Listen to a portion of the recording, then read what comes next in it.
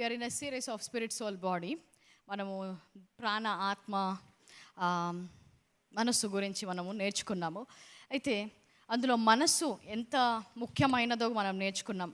ఈ మనస్సులో ఉండే ఈ మనస్సు శరీరాన్ని ఎలాగా కంట్రోల్ చేస్తుంది, దానివల్ల వచ్చే ఆలోచనలు, దానిలో ఉండే ఎమోషన్స్, దానిలో ఉన్న సబ్ కాన్షియస్, అవన్నీ కూడా మనము పోయిన వారం జ్ఞాపకం చేసుకుందాం. ఎవరైనా కొత్తగా వచ్చినట్లయితే వెళ్ళి ఆ మెసేజెస్ వినాలని నేను ఎంకరేజ్ చేస్తున్నాను. అయితే ఈ యొక్క హృదయము, మనస్సు లేదంటే ప్రాణము, ఇవన్నీ కూడా ఒకే దాని గురించి బైబుల్ రాస్తుందన్నమాట. రకరకాల పదాలు వాడతారు. మైండ్, లేదంటే హార్ట్, లేదంటే సోల్, మై లైఫ్, ఓకే, అలాంటి కొన్ని వచనాలు వేరే పదాలు వాడినప్పుడు మనము భాష, ఎలాంటి భాషలో రాశారో బైబిల్ తెలుసుకొని దాని ప్రకారం ఆ పదము అక్కడ ఏమని చెప్పబడిందో ఒక్కొక్కసారి అర్థం చేసుకోవాలి. చూడండి, పేతురు, యేసుక్రీస్తు లేచిన తర్వాత పేతురు ఎందుకంటే బొంకాడు మూడు సార్లు బొంకిన తర్వాత మళ్ళీ కనిపించినప్పుడు, చేపలు పట్టినప్పుడు మళ్ళీ దేవుని యొక్క అద్భుత కార్యం చూస్తాడు. అప్పుడు యేసుక్రీస్తు పేతురుని పిలిచి ఒక మాట్లాడతాడు, పేతురు, నీవు నన్ను ప్రేమిస్తున్నావా అని. ఎంతమందికి తెలుసు వాక్యం? హల్లెలూయా. ఎన్నిసార్లు అడుగుతారండి? 3 సార్లు. చాలామంది ఏమంటారంటే 3 సార్లు ఎందుకు అడగంటే 3 సార్లు బొంకాడు కాబట్టి లెక్క చెల్లైపోయింది అని. నిజంగా దేవుడు అలా లెక్క చూసేవాడా? ఎందుకంటే మనము దేవుణ్ణి ఎరగకపోతే, ఆయన మనస్సు ఎరగకపోతే, ఆయన యొక్క జ్ఞానం లేకపోతే ఆయన ఆత్మనే మనకు తెలియజేస్తుందంట. ఇప్పుడు ఇదంతా ఎవరు చెప్పారు? ఈ లెక్క ఇదంతా కూడా మన సొంత జ్ఞానంతో వచ్చి ఉండొచ్చు. అయితే ఎప్పుడైతే ఒరిజినల్ బైబుల్ తర్జుమాలో చూసినట్లయితే ఈ లెక్క సరిపెట్టుకోవడానికి దేవుడు చేయలేదు. చూడండి, ఎప్పుడు కూడా దేవుడు ఏం చెప్పాను, మనం అడిగిన దానికంటే ఊహించిన దానికంటే ఎక్కువగా చేసే దేవుడు. అయితే ఇప్పుడు పేతురు 3 సార్లు బొంకాడు కాబట్టి 3 సార్లు చెప్తేనే ఇప్పుడు ఈయనకి ఏంటి ఆ ప్రణాళికలో నెరవేరడానికి, లేదంటే ఆయన కాలింగ్లో నడవడానికి నేను అలౌ చేస్తాను, లేకపోతే నేను ఆ గేట్స్ ఓపెన్ చేస్తాను అనే మైండ్ సెట్ ఉన్నవాడు కాదు దేవుడు. ఆయన పేతురు కోసం కూడా ప్రాణం పెట్టిన దేవుడు. హల్లెలూయా. పేతురు కోసం కూడా మరణించాడు. మరణించిన దేవుడు మళ్ళీ మరణం ఎక్కువనా లేకపోతే లెక్క చూడడం ఎక్కువనా? మరణం ఎక్కువ. మరణించాడు కదా, మళ్ళీ లెక్కేంటి? ఎందుకంటే లోతైన జ్ఞానము, రెవల్యూషన్ నాలెడ్జ్ లేనప్పుడు ఏమవుతుందంటే మనకున్న జ్ఞానంతో, మనకున్న సొంత ఆలోచనలతో దాని యొక్క అర్థాలు మనం తీసుకుంటాం. చాలామందికి వాక్యము చదివిన తర్వాత కూడా ఆ వాక్యం యొక్క మీనింగ్ తెలియదు. ఎంతోమంది నాకు మొన్న గత 3 రోజులుగా వచ్చి చెప్పారు, ఇప్పటి వరకు నేను ఎన్నిసార్లు బైబిల్ చదివాను కానీ ఆదికాండం 1వ అధ్యాయం 2వ అధ్యాయం ఎప్పుడు కూడా ఇక్కడేంటి అక్కడేంటి అని అర్థం కాకపోయేది.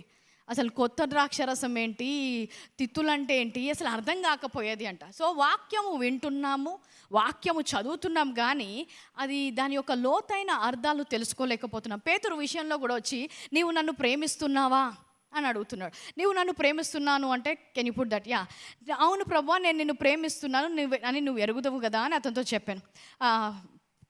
ఇది 3rd time. So first time ప్రేమిస్తున్నావా అంటే ప్రేమిస్తున్నా అంటాడు. 2వసారి ప్రేమిస్తున్నావు అంటే ప్రేమిస్తున్నా అంటాడు. 3వసారికి వచ్చేసరికి పేతురుకే నీకు తెలుసు కదా ప్రభువా, నేను ప్రేమిస్తున్నా అని తెలుసు కదా, ఆయన విసుక్కుంటున్నాడు. అంటే దేవుడికి అర్థం కాక అడుగుతున్నాడా, లెక్క చూపెట్టడానికి చెప్తున్నాడా, లేకపోతే పేతురు ఏదైనా మిస్ అవుతున్నాడా?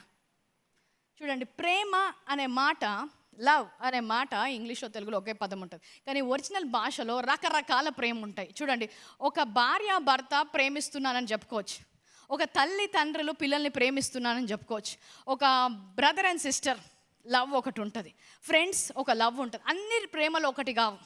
I right? అన్ని ప్రేమలు ఒకటి కావు. అయితే మనకున్న భాషలో ఉన్న పదం ఏంటి? ఒకటే పదం ఏంటి? ప్రేమ. నేను నిన్ను ప్రేమిస్తున్నాను అని ఎవరన్నా అంటే అది ఒక భార్య భర్తకు చెప్తున్నారా, తల్లిదండ్రులు పిల్లలకు చెప్తున్నారా, పిల్లలు వారి స్నేహితులకు చెప్తున్నారా అని మనం భాషలో చెప్పలేం. అయితే ఎప్పుడైతే ఒరిజినల్ భాషలో చూస్తామో అందులో రకరకాల పదాలు ఉంటాయి. అయితే దేవుడు ప్రేమించే ప్రేమని బైబిల్లో మనం కొన్ని సందర్భాల్లో చూస్తాం. దాన్ని అగాపే ప్రేమ అంటారు. ఆ అగాపే ప్రేమ ఓన్లీ దేవుడే మనల్ని ప్రేమించగలడు.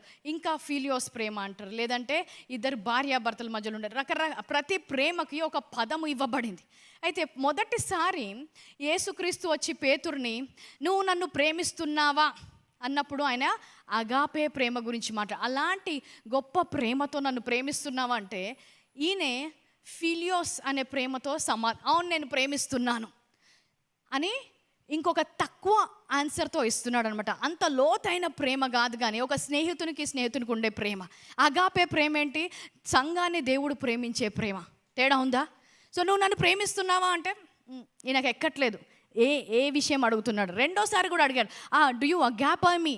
నువ్వు నన్ను అగాపే ప్రేమతో ప్రేమిస్తున్నావా అంటే నేను ఫిలియోస్ ప్రేమతో ప్రేమిస్తున్నాను అంటున్నాడు.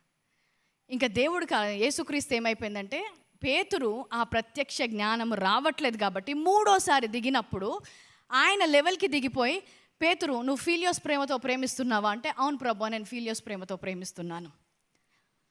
మీరు చాలా లోతుగా వింటున్నారు కాబట్టి దీంతో స్టార్ట్ చేశాను, ఓకే కదా? సో ఏమైంది? ఆయనకి ప్రత్యక్ష జ్ఞానం లేదు కాబట్టి దేవుడు అడిగే ప్రశ్నకి ఆయన సరిగ్గా జవాబు ఇవ్వలేడు. అయినా కూడా ఆ ప్రేమతో ప్రేమిస్తున్నా కూడా నా సంఘాన్ని నువ్వు చూసుకో అన్నాడు. అంత ప్రేమ ఉన్నవాడికే ఆ సంఘాన్ని చూసే బాధ్యత ఇస్తే, అగాపే ప్రేమ గనక పేతురుకు అర్థమై ఉంటే ఇంకా ఎంత గొప్ప బాధ్యతలో నడిచేవాడు, ఇంకా ఎంత గొప్పగా సంఘాన్ని కట్టేవాడు. అర్థమవుతుంది కదా? సో దేవుడు ఎప్పుడైనా కూడా లోతు ఇవ్వాలనుకుంటాడు, కానీ అది తీసుకునే పరిస్థితిలో మనం లేకపోతే సరే నువ్వు ఎక్కడున్నావో అక్కడి నుంచి మొదలు పెడతాడు. హల్లెలూయా. కానీ మీరు లోతుని తీసుకునే ప్రజలై ఉన్నందుకు దేవునికి స్తోత్రాలు చెల్లిస్తున్నాను. హల్లెలూయా. సో కొంతమందికి ఇప్పుడు ఇదే వాక్యం చెప్పొచ్చు, దేవుడు నిన్ను ప్రేమిస్తున్నాడు అని చాలా సింపుల్గా సండే స్కూల్ వాళ్ళకి చెప్పొచ్చు. ఇదే వాక్యము ఒక సంఘ కాపర్లకు చెప్పొచ్చు, నువ్వు సంఘాన్ని ఎలాగ ప్రేమిస్తున్నావు పేతురు అని చెప్పొచ్చు. ఇదే వాక్యము ఇంకా లోతుగా కూడా చెప్పొచ్చు. సో ప్రతి దాంట్లో కూడా లెవెల్స్ ఆఫ్ రెవల్యూషన్ ఉంటుంది. నువ్వు ఏ స్థలములో ఉన్నావో దాన్ని బట్టి నీకు బోధిస్తాడు. కొంతమంది ఎప్పుడూ అసలు ఇలాంటి వాక్యాలే వినలేదు. అందుకని ఇప్పుడు యేసుక్రీస్తు కొన్ని లోతైన విషయాలు చెప్పినప్పుడు వీళ్ళందరూ శిష్యులు వెనకాల ఏమనుకున్నారు, దాని గురించి చెప్పాడేమో, దీని గురించి చెప్పాడేమో అని అనుకుంటారు. రొట్టెలు పంచిన తర్వాత వాళ్ళు బోట్ ఎక్కుతారు. బోట్ ఎక్కి అటు సైడ్ వెళ్దాం అన్నప్పుడు తినడానికి ఏమైనా ఉందా అని అడిగినప్పుడు వాళ్ళకి అర్థం కావట్లేదు. పులిసిన రొట్టె గురించి మాట్లాడుతున్నాడు, పులియని రొట్టె గురించి మాట్లాడుతున్నాడు, ఓహో ఇందాక రొట్టెలు అద్భుతం చేశాడు కదా దాని గురించి మాట్లాడుతున్నాడేమో అని. కానీ యేసుక్రీస్తు ఇంకొక లోతైన ప్రత్యక్ష జ్ఞానంతో మాట్లాడుతున్నాడు. అయితే ఎవరు ఎక్కడున్నారో వారికి అక్కడి నుంచి ఆయన ఇవ్వాలనుకుంటున్నాడు. కానీ ప్రతి ఒక్కరికి కూడా ఏదో ఒక జ్ఞానము ఆయన తప్పకుండా ఇవ్వాలనుకుంటున్నాడు. చూడండి, పౌలు రాసిన పత్రికలు కూడా నూతన నిబంధన వచ్చేసరికి చాలామంది ఎక్కడ విభేదాలు వస్తాయి నూతన నిబంధనలో. పాత నిబంధనలో ఎక్కువ రావు, ఎందుకంటే నూతన నిబంధన ఆ ప్రత్యక్ష జ్ఞానముతో కూడి ఆత్మ ద్వారా ప్రేరేపించబడి లోతైన మర్మాలను అప్పటి వరకు సంఘం ఎరగనివి ఆయన రాస్తున్నాడు. పాత నిబంధనలో లోతు లేదనట్లేదు, కానీ మర్మాలు చూస్తే ఎక్కడైనా మీకు ఆ లోతు కనిపిస్తుంది. చూడండి 2 కొరింథీయులు 10వ అధ్యాయం 10వ వచనం. If you can project that work. So Paul is writing letters. అతని పత్రికలు ఘనమైనవి బలీయమైనవి అయి ఉన్నవి, చాలా బలముగా చాలా ఘనముగా. Can I get the verse in English? They are weightier అంటారు. అంటే దాంట్లో చాలా బరువు ఉంది. They are weighty and powerful, చాలా శక్తి ఉంది. కానీ ఆ లోతు అర్థం కానప్పుడు ఏమవుతుందంటే అంత శక్తి ఉన్నా కూడా నువ్వు ఎంతవరకు తీసుకోగలవో అక్కడి నుంచే నువ్వు అంత శక్తిని అనుభవించగలుగుతావు. అర్థమైన వారు ఆమె చెప్పాడు. సో ఒక వాగ్దానం ఇచ్చినప్పుడు కూడా ప్రతి వాగ్దానాల్లో మర్మాలు. అందుకనే ఈ విత్తువాడు ఉపమానం చెప్పినప్పుడు ఏమంటది, ఫస్ట్ వ్యక్తి నేల మీద పడ్డాయంట, రెండో వ్యక్తి దారిలో పడ్డాయి, రాతి నేలలో పడ్డాయి, ముళ్ళ పొదలలో పడ్డాయి, మంచి నేలలో పడ్డాయి. రాతి నేల మీద పడ్డ విత్తనంకి కూడా మంచి నేలలో పడిన విత్తనంకి అంత శక్తి ఉందా? అంతే శక్తి ఉంది. కానీ అది ఏ నేలలో పడ్డదో దాని ప్రకారము దానికి ఫలితం వచ్చిందంట. కొంతమంది వారి నేలను ఆ విత్తనం యొక్క శక్తి తెలుసుకొని దాని ప్రకారం ఫలించడానికి వారి హృదయాలను సిద్ధపరచుకున్నారు. కొంతమందికి ఏంటంటే ఆ రెవల్యూషన్ ఎక్కదు, ఎందుకంటే వారి హృదయాలు అక్కడ లేవు. కొంతమంది ఇక్కడ కూర్చున్నా కూడా టైం అయిపోతుంది, ఆఫీస్ లాగిన్ అవ్వాలి, కాల్స్ వస్తున్నాయేమో, టెక్స్ట్ వస్తున్నాయేమో, ఏమవుతుంది వారి హృదయాలు ఆ లోతు తీసుకోవడానికి సిద్ధంగా లేరు. వారికి ఆ స్తోమత లేదని కాదు, వారికి చదువు లేదని కాదు, లేకపోతే వారికి బైబిల్ జ్ఞానము, ప్రత్యక్ష జ్ఞానము ఒక పాస్టర్స్కే ఉంటుంది, మీకు లేదని కాదు. అర్థమవుతుందా? కానీ గ్రహించే మనస్సు మనకి కొన్ని విషయాల్లో మన మనస్సు మారి రూపాంతరం చెందిన తర్వాత కొన్ని సత్యాలు మనం స్వీకరించగలుగుతాం. చూడండి, స్వస్థత గురించి బోధించినప్పుడు దేవుడు స్వస్థపరచగలడు అని ఒకరు ప్రత్యక్ష జ్ఞానం తీసుకోవచ్చు. దేవుడు స్వస్థపరచగలడు, కానీ నన్ను స్వస్థపరుస్తాడో లేడో అక్కడికి ఆగిపోతారు. రెండో వాళ్ళు దేవుడు స్వస్థపరచగలడు, నన్ను కూడా స్వస్థపరచగలడు. ఇంకొక లోతైన జ్ఞానంలోకి వెళ్ళొచ్చు. దేవుడు స్వస్థపరుస్తాడు, నన్ను కూడా స్వస్థపరుస్తాడు, నా ద్వారా కూడా స్వస్థ కార్యాలు జరగగలవు. హల్లెలూయా. సో నీకు ఏ ప్రత్యక్ష జ్ఞానం తీసుకున్నా okay, end of the day it's a Bible and మీకు ఫలిస్తున్నారు. కానీ ఎంత ఫలితము కావాలి అనేది మీరు ఎంత ప్రత్యక్ష జ్ఞానంలో వెళ్తారో దాని మీద ఆధారపడి ఉంటుంది. హల్లెలూయా. సో నీ మనస్సును మంచి నేలగా మార్చుకున్నప్పుడు అవి 30 అంతలు 100 అంతలు ఇంకా 60 అంతలు 100 అంతలుగా ఫలించవచ్చు అంట. సో అదే వాక్యము బోధిస్తుండొచ్చు. కొంతమంది ఏమో దూరం నుంచి దేవుణ్ణి స్తుతించవచ్చు, కొంతమంది దాన్ని స్వీకరిస్తుండొచ్చు, కొంతమంది స్వీకరించడం మాత్రమే కాదు కానీ ఇతరులకు పంచడానికి కూడా వెళ్తుండొచ్చు. హల్లెలూయా. సో ఇదంతా దేన్ని బట్టి ఉంటుందంటే వారి మనస్సు ఎక్కడుందో, వారికి ఉన్న స్వాస్థ్యము దేవుడు ఇచ్చింది ఏంటి. యాక్చువల్గా నిన్న రాత్రి మెసేజ్ కూడా వింటే మీకు చాలా విషయాలు కనెక్ట్ అవుతాయి. సో వారికి ఇచ్చిన స్వాస్థ్యం ఏంటి, వారెవరు, దేవుల్లో వారి గుర్తింపు ఏంటో తెలియని వారికి చాలా దూరం నుంచి స్వీకరించినట్టు ఉంటుంది. ఇప్పుడు దేవుడు స్వస్థపరచగలడు, కానీ నన్ను స్వస్థపరుస్తాడో లేదో అనేది ఎవరంటే ఆయన ప్రజలు అని నమ్మని వారు. యేసుక్రీస్తు ఒకసారి స్వస్థత కోసం ఒక స్త్రీ వచ్చినప్పుడు, స్వస్థత పిల్లలకు కుక్క పిల్లలకు కాదు అంటాడు. అంటే వీరు ఏం చూసుకుంటారంటే అది కొంతమందికి మాత్రమే, మాకు కాదేమో అని ఒక లైన్ డ్రా చేసుకుంటారు. కొంతమంది ఓకే, దేవుడి శక్తి పనిచేస్తుంది, దేవుడు నన్ను స్వస్థపరుస్తాడు, కానీ నేను ఇతరులను స్వస్థపరచాలంటే నేను ఇంకా ఏదైనా ఇంకా ఏదైనా చెయ్యాలేమో, ఇంకా పరిశుద్ధంగా ఉండాలి, ఇంకా లోతుగా వెళ్ళాలి, ఇంకా జ్ఞానం రావాలి, ఇలాంటి రకరకాల ఆలోచనలతో దేవుడు వారిని వాడుకుంటారనే జ్ఞానంలో వారు నడవరు. సో మనము ఇజ్రాయెల్ విషయాలు కూడా మనం ధ్యానిస్తున్నాం. ఇజ్రాయెల్ వారు కూడా స్వాస్థ్యం ఉంది, కానీ మేము ఆ స్వాస్థ్యములో నడుస్తాము అని నమ్మలేకపోయారు. కొంతమంది నమ్మారు, అందులో విజయాన్ని చూశారు. సో వారికి ఉన్న మనస్తత్వం బట్టి అదే దేవుడు అందరితో అదే మాట మాట్లాడుతున్నాడు. ఇజ్రాయెల్ జనాంగం అందరికీ కూడా వాక్యం ఇచ్చాడు, అందరికీ కూడా వాగ్దానం. అది యెహోషువ కాలేబుకి ఇద్దరే ఇవ్వలేదు, అందరికీ ఇచ్చాడంట. ఏమని? వాగ్దాన దేశంలో మీరు అడుగు పెడతారని. మన వాక్యంలో కూడా ఆయన ఇచ్చిన వాగ్దానాలన్నీ కూడా నీ జీవితంలో అవును ఆమేన్ అన్నప్పుడు అది కొంతమందికి మాత్రమే కాదు, అందరికీ.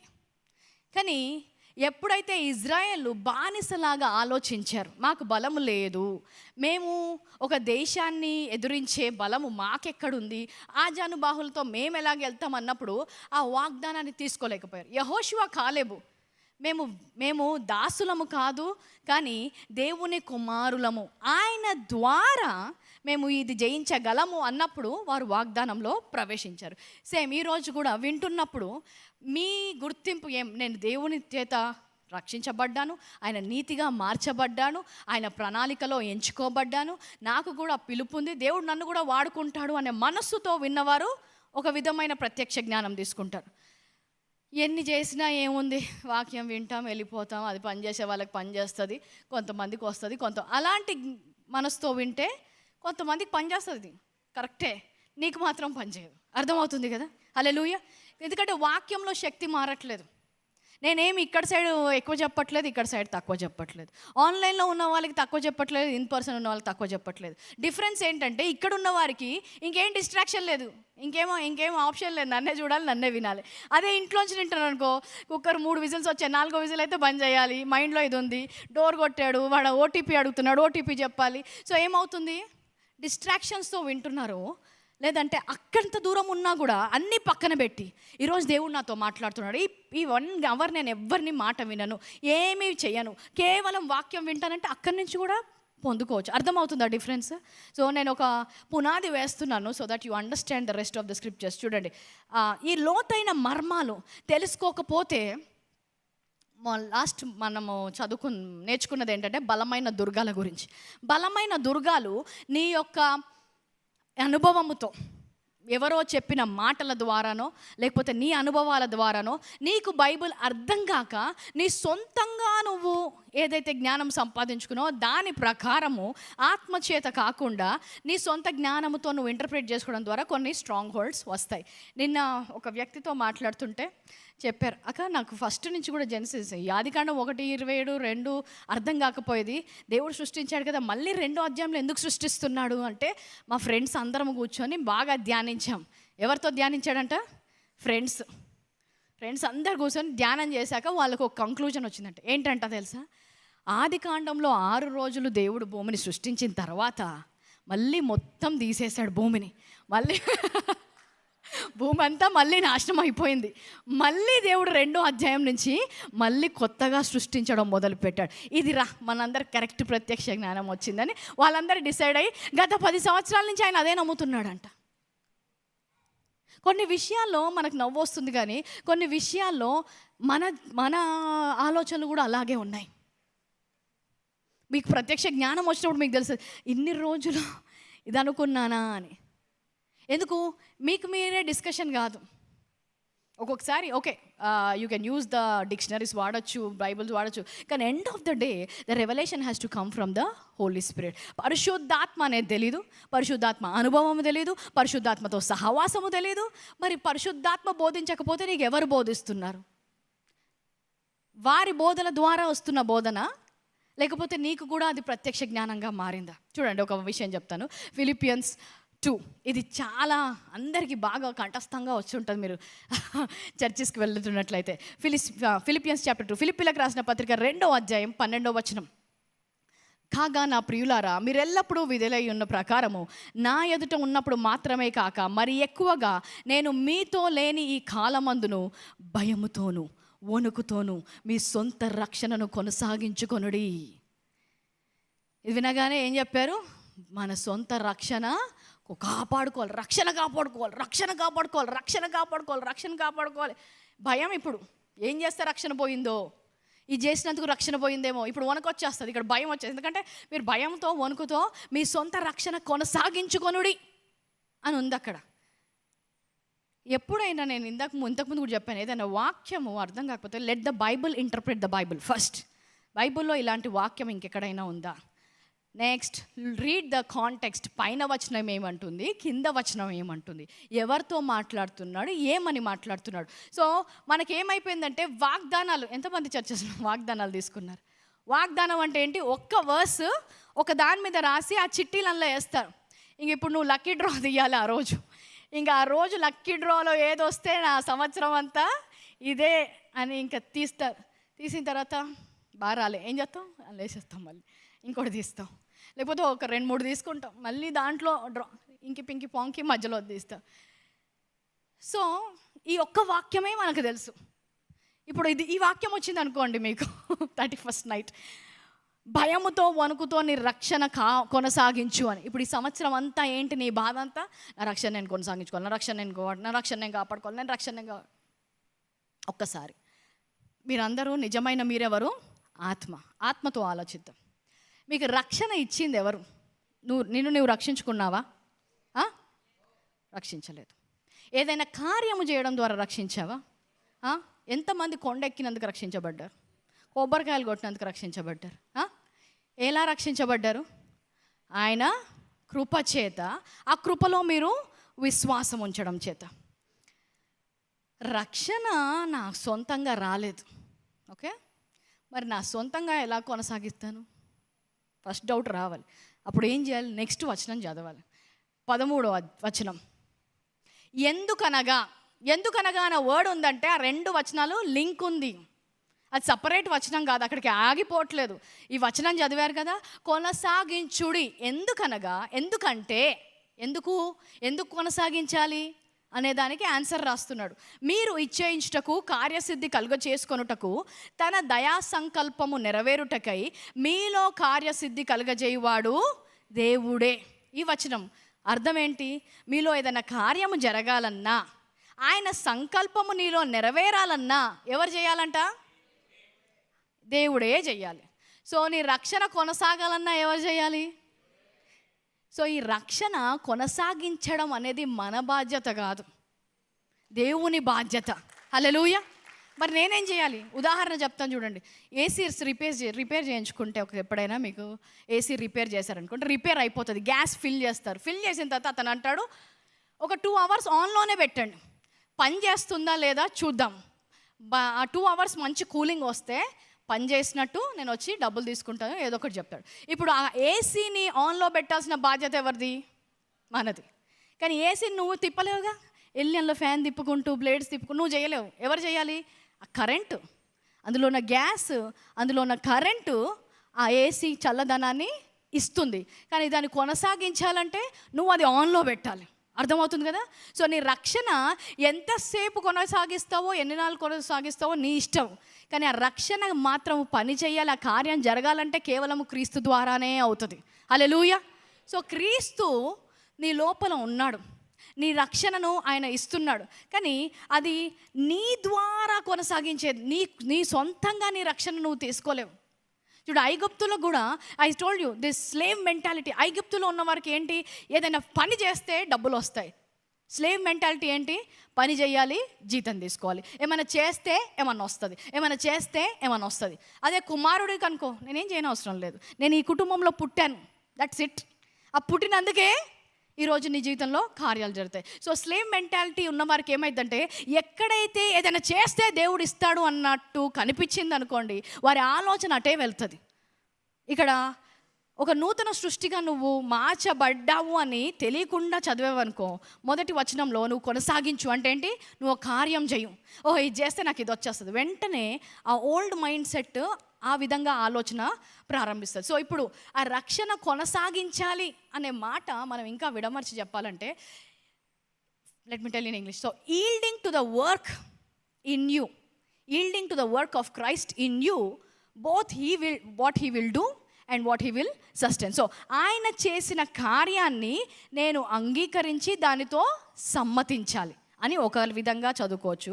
లేదంటే ఆయన ఇచ్చిన కార్యాన్ని నేను ఇంకా ఏం చేసి కాపాడుకోవాలి అని ఇంకో విధంగా అర్థం చేసుకోవచ్చు. సో ఇప్పుడు నేను అన్న ప్రకారము కృప ద్వారా విశ్వాసము చేత రక్షణ వస్తే దాన్ని కాపాడాలంటే ఏం చేయాలి?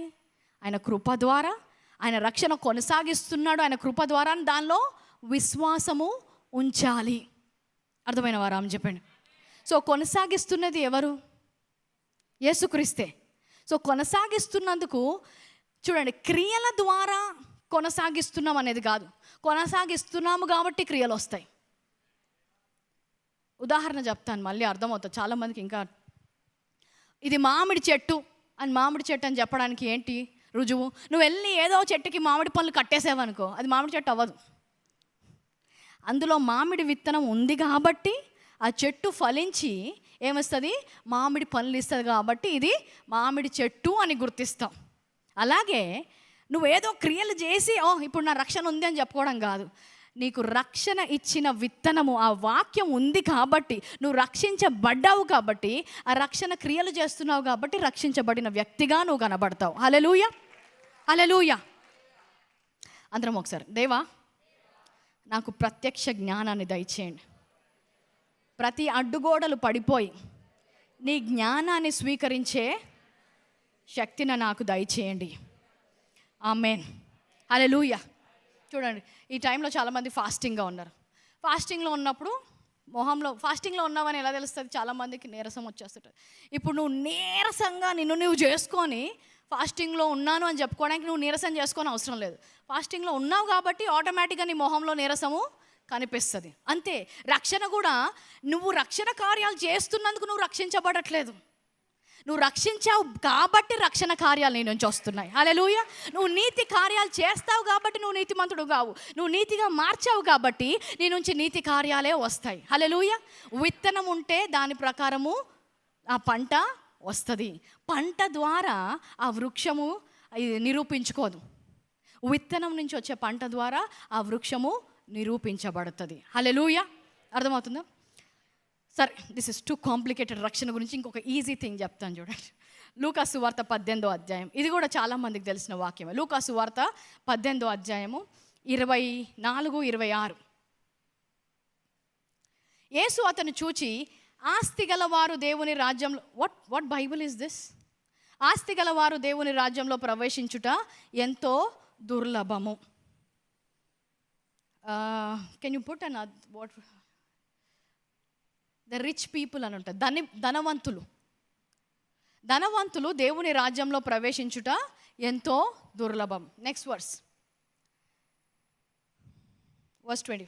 ధనవంతుడు దేవుని రాజ్యంలో ప్రవేశించుట కంటే సూది బెజ్జంలో ఒంటె దూరుట సులభమని చెప్పాను. ఈ ఒక్క వాక్యం తీసుకోవచ్చు ఇప్పుడు మనం. తీసుకొని ధనం ఉంటే పరలోకానికి వెళ్ళలేము అని కొంతమంది అర్థం చేసుకున్నప్పుడు, ఎంత దీనస్థితి అంటే ఎంత బీదవారైతే అంత ఈజీగా పరలోకాన్ని చేరొచ్చు.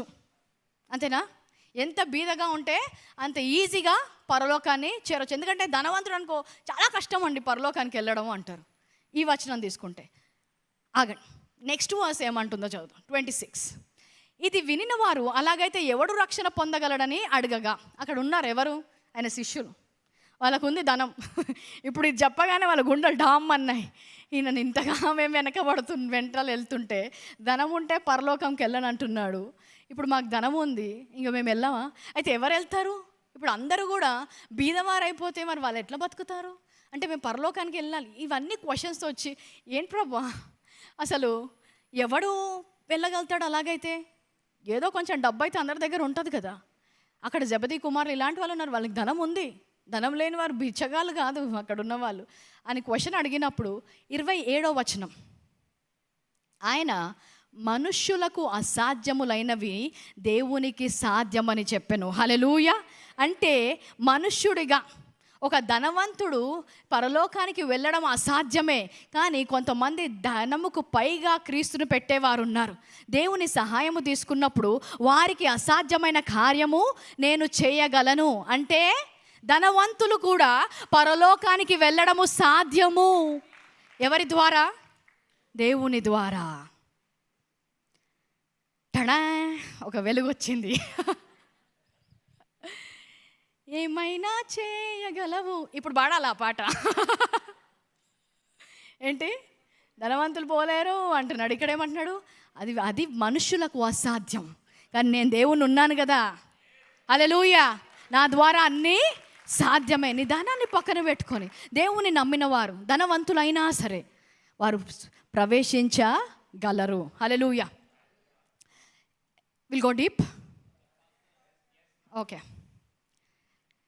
దేవుని రాజ్య విషయంలో ఇలాగ ప్రత్యక్ష జ్ఞానంతో లేకుండా చదివినప్పుడు ఏమవుతుంది?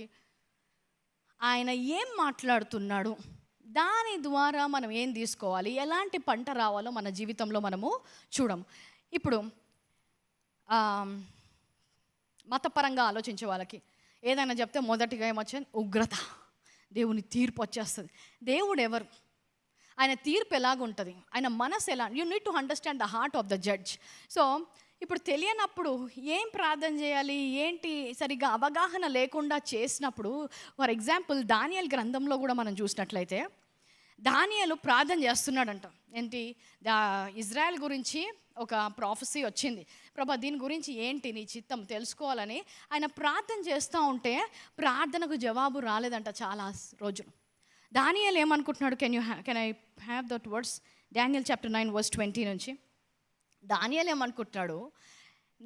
verse 20, నాకు జవాబు రావట్లేదంటే ఇజ్రాయెల్ పాపం ఎంతుందో, లేకపోతే నా పాపం ఎంతుందో, ఎందుకు జవాబు రావట్లేదు? నేను ఇంకనూ పలుకుచు ప్రార్థన చేయుచు పవిత్ర పర్వతము కొరకు నా దేవుడైన యెహోవా ఎదుట నా పాపమును, నా జనము యొక్క పాపమును ఒప్పుకొనుచు నా దేవునికి విజ్ఞాపన చేయుచుంటుని. ఇంటర్సెసర్స్ వినాలి. ఏంటంట?